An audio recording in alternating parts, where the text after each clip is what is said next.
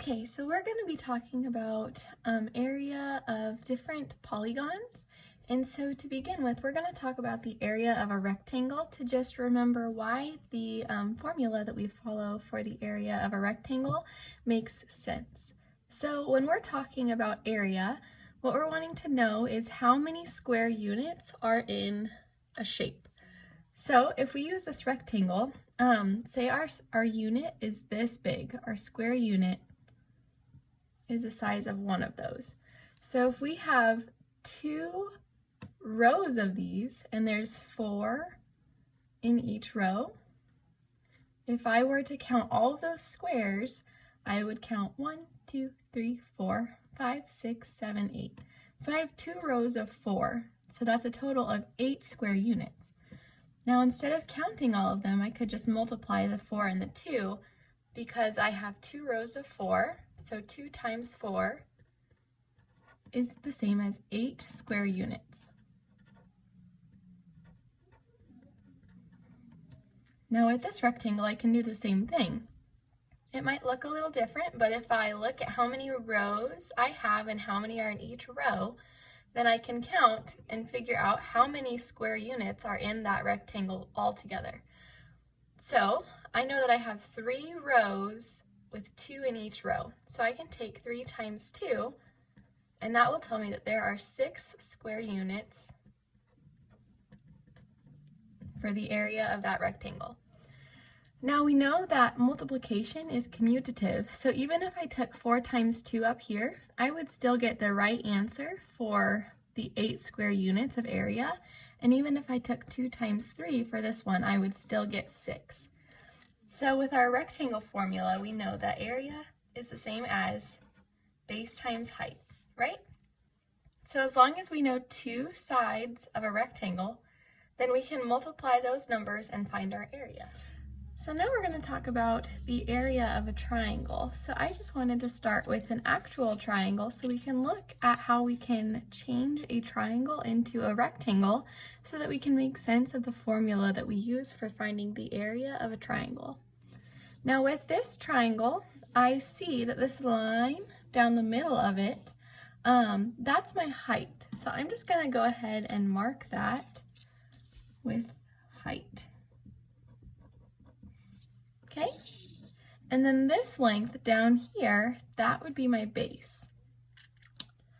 But if I take my triangle and I cut it along my height, that's perpendicular to the base of my triangle, and it goes to one of the points that's inside of my triangle. If I cut it along that line, I can move this little piece up here so that I make a rectangle. Now what happens when I did that is my height actually stayed the same, but my new base for that rectangle is half of what the rectangle, or half of what the original triangle was. So if I want to find the area of this triangle, I can start with my original triangle and just use half of the base times the height. And if I imagine this piece moving, then I know that I've counted all of the space so that I get the other area up there. Another way that we can think about the formula that we use for finding the area of a triangle is, let's see, I'm going to set up an example. Here is a triangle similar to the one that I showed you when I cut the pieces so that it made another rectangle.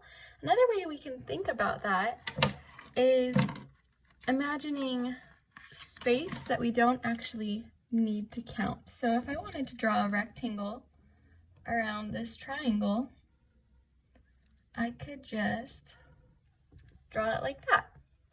Now all of this right here isn't actually part of the area of my original triangle, so I wouldn't want to count that when I'm trying to figure out the area. So if my base for this shape is 4 and my height is 3, To find the area of a triangle, I know the formula is half base times height. And the reason that is because this 3 lines up with this edge right here. So the other edge of our imaginary rectangle is 3. And so if I'm finding the area of that rectangle, I would take 3 times 4. But I'm not going to use this area like I said, because I added that just to imagine a rectangle. So I'm going to need to take half of 3 times 4 so that I don't count this. If I wanted to show this using a piece of paper as a rectangle, I'm going to start with this rectangle and I'm just going to cut a triangle out of it. So actually I'm going to rotate it this way so it looks like our example that I used here. And if I just cut out a triangle there,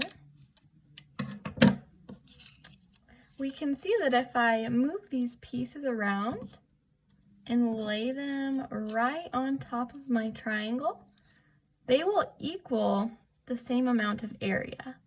So that's why if we start with an original rectangle and we want to find the area of a triangle within that rectangle, we can use the base and the height and just use half of that to find the area of our triangle. With a parallelogram, we know that we have two sets of sides that are parallel to each other.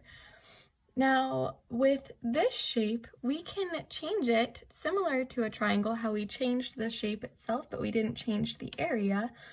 We just changed it so that we could use a rectangle to know that our formula makes sense.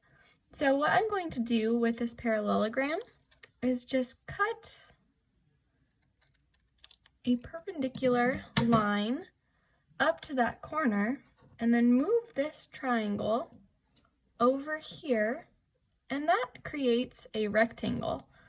So what I'm doing when that happens is I'm really just moving part of the base of my parallelogram over to the other side. So the length of my base actually didn't change and my height didn't change. So now I can just take the base times the height to find the area of the parallelogram.